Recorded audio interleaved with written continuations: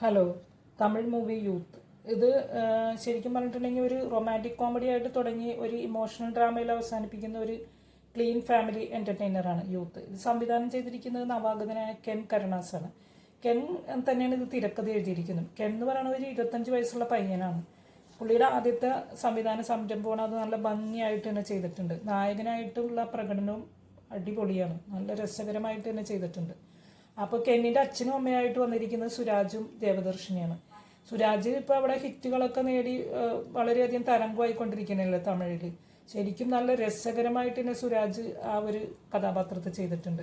ഇപ്പോൾ കോമഡി ആയാലും ഇമോഷണൽ രംഗങ്ങളായാലും സുരാജ് ശരിക്കും അഴിഞ്ഞാടനാണ് ഈ സിനിമയിൽ. അത്രയും രസകരമായിട്ട് ചെയ്തിട്ടുണ്ട്. കോമഡിയിലെ പുള്ളിയുടെ കൗണ്ടറുകളും ടൈമിങ്ങും ഒക്കെ അസാധ്യമായിട്ട് തന്നെ ചെയ്തിട്ടുണ്ട്. അതേപോലെ ദേവദർശിനിക്ക് തലവര എന്ന സിനിമയ്ക്ക് ശേഷം കിട്ടിയിട്ടുള്ള നല്ലൊരു ക്യാരക്ടറാണ്. തലവരയിലെ അമ്മവേഷത്തിന് ശേഷം കിട്ടിയിരിക്കുന്ന നല്ലൊരു ക്യാരക്ടറാണ് ഇതിലെ നായകൻ്റെ അമ്മയായിട്ടുള്ള വേഷം. പുള്ളിക്കാരി നല്ല രസമായിട്ട് തന്നെ ചെയ്തിട്ടുണ്ട്. പിന്നെ ഇതിൽ നായികമാരായിട്ട് 3 നായികമാരാണുള്ളത്.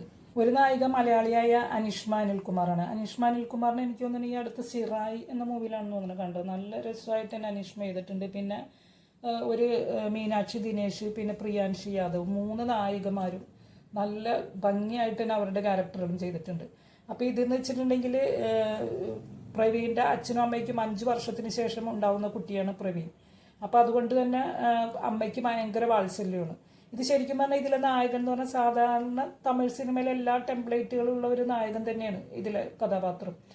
ശരിക്കും അമ്മയുടെ അമിത വാത്സല്യം, അച്ഛനുമായിട്ടുള്ള ഒരു ബന്ധത്തിലുള്ള സങ്കീർണതയും, പിന്നെ ഒരു ഉത്തരവാദിത്വ ബോധമില്ലാത്ത നായകൻ, അങ്ങനെയൊക്കെ തന്നെയാണ് ഇതിലും പോകുന്നത്.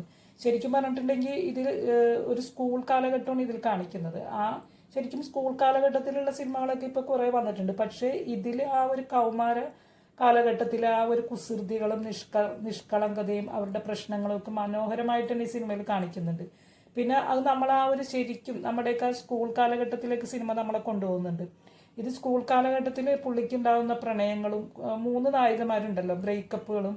അപ്പോൾ ആ ബ്രേക്കപ്പിൽ നിന്നൊക്കെ ഈ നായകനായ പ്രവീൺ ഉണ്ടാകുന്ന തിരിച്ചറിവുകളും അതൊക്കെയായിട്ടാണ് ഈ സിനിമ നമ്മളെ മുന്നോട്ട് കൊണ്ടുപോകുന്നത്. ഇത് ശരിക്കും പറഞ്ഞാൽ ക്ലൈമാക്സിലുള്ള ആ ഒരു വൈകാരിക രംഗങ്ങളൊക്കെ ശരിക്കും നമ്മളെ ചിന്തിപ്പിക്കുന്ന രീതിയിൽ തന്നെയാണ് സിനിമ എടുത്തു വെച്ചിട്ടുള്ളത്. പിന്നെ പ്രവീണിൻ്റെ മാതാപിതാക്കൾ തമ്മിലുള്ള ബന്ധവും അവരുടെ പ്രണയവും അതൊക്കെ സിനിമയിൽ നല്ല മനോഹരമായിട്ട് തന്നെ കാണിക്കുന്നുണ്ട്. ശരിക്കും പറഞ്ഞാൽ കുറച്ച് സ്ക്രീൻ സ്പേസ് അവർക്കുള്ളെങ്കിലും ആ ഒരു കഥാപാത്രങ്ങൾ ആ ചിത്രത്തിന് വളരെയധികം നല്ലൊരു വൈകാരിക പിന്തുണയും ഊഷ്മളതയും തന്നെ ആ കഥാപാത്രങ്ങൾ സിനിമയ്ക്ക് നൽകുന്നുണ്ട്. അതേപോലെ തന്നെ ഇതിൽ സിനിമയിൽ പാട്ടുകൾക്കും നല്ല ഓളത്തിൽ തന്നെ നൽകുന്ന പാട്ടുകൾ തന്നെയാണ് സിനിമയിലുള്ളത്.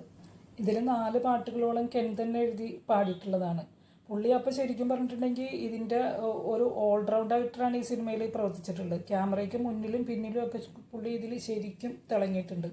പിന്നെ അപ്പോൾ ശരിക്കും പറഞ്ഞിട്ടുണ്ടെങ്കിൽ ഇത് ജീവിതത്തെ ഗൗരവമായിട്ട് ജീവിതം ഒരു ഗൗരവത്തിലെത്തുന്നത് വരെ ഗൗരവമില്ലാതെ ജീവിക്കുന്ന കൗമാരക്കാരുടെ ഒരു കഥയാണ് നമ്മളിതിൽ കാണുന്നത്.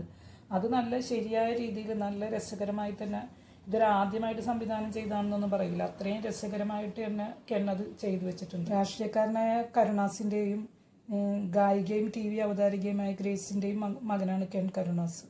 ഈ ചെറിയ പ്രായത്തിൽ തന്നെ നല്ല രസകരമായ ഒരു സിനിമ എടുത്തുനിന്ന് കെന്നിനെ അഭിമാനിക്കാം. ആദ്യ അവസാനം ഒരു സെലിബ്രേഷൻ മൂഡിൽ കഥ പറഞ്ഞു പോകുന്ന സിനിമ. കോമഡിയും റൊമാൻസും ചേർന്ന രസകരമായൊരു സ്കൂൾ കാലഘട്ടം, കൗമാരക്കാരെക്കുറിച്ചുള്ള ഒരു ഫീൽ ഗുഡ് സിനിമ. ഇതൊക്കെയാണ് എനിക്ക് ഈ സിനിമയെക്കുറിച്ചുള്ള അഭിപ്രായങ്ങൾ. നിങ്ങളുടെ അഭിപ്രായങ്ങൾ കമൻറ്റ് ചെയ്യുമല്ലോ. എൻ്റെ വീഡിയോ കണ്ടതിൽ ഒരുപാട് സന്തോഷം. എൻ്റെ വീഡിയോ ഇഷ്ടമായ ലൈക്ക് ചെയ്യാനും സബ്സ്ക്രൈബ് ചെയ്യാനും മറക്കരുത്. ഇനിയും നല്ലൊരു വീഡിയോയുമായിട്ട് വരാം. അതുവരെ ബൈ.